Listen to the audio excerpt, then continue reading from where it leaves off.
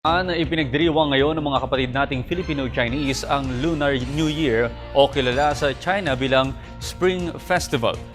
Para sa mga Chinese, ito ang pinakamahalagang okasyon sa lunar calendar.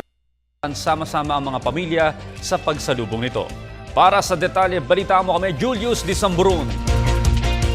Gong Hei Fa Choi, Gong Hei Fa Kai. Yan ang pagbating na mumutawi sa mga kababayan nating Chinoy at Pinoy kasabay ng pagdiriwang ng Chinese New Year. Ilang oras bago ang Chinese New Year ng mga kapatid nating Chino, ganito na po ang sitwasyon dito sa may bahagi ng Binondo sa lungsod ng Maynila o mas kilala bilang Manila Chinatown dito sa Pilipinas. Kung inyo po makikita at mapapansin sa aking likuran na talaga nagdadagsaan yung mga kababayan natin na sa last minute shopping sa pamimili. Ito mga pampaswerteng mga gamit gaya ng mga Lucky Charm at nito mga pagkain. Naabutan namin ang magkakaklaseng ito na dumayo pa talaga ng Binondo para makapamili ng pampaswerte at matikman ang mga Chinese delicacies. Isa lang talaga kami dito sa Ongpin kasi try lang namin na-feel lang namin yung Chinese New Year kahit minsan. Naglight din kami ng incense, di ba nga, bilang part ng Chinese culture nga naglalight ng incense for wishes.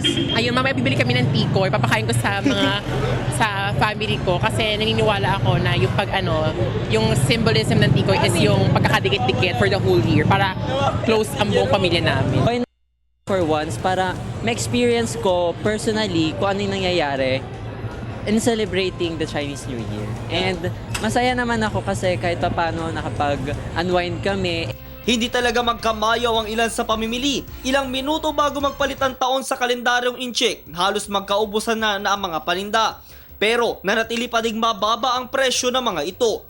Sa bilihang ito sa Ongpin, nakilala namin si Mr. Wilson Lang at ayon sa kanya, umaga pa lang nagkukumahog na ang mga kababayan natin. Masaya naman ako, punong-puno ng tao kanina. Ngayon lahat umuwi na para magsamba na. Dagdag pa niya, ang taong 2014, taon ng Wooden Horse ay taon ng mabilis na pagpasok ng swerte. Niwala namin ay mabilis ang asenso. Dahil ang kabayo ginagamit sa pagtakbo. Kung mabilis ang takbo, mabilis ang asenso ng negosyo mo. At pagpasok ng alas 12 en punto, ito na ang eksena. Masaya ang lahat at positibong tinanggap ang dala ng bagong taon. Mula sa lungsod ng Maynila at para sa Telebisyon ng Bayan, ako si Julius Disamburon, Gong Hei Fa Choi.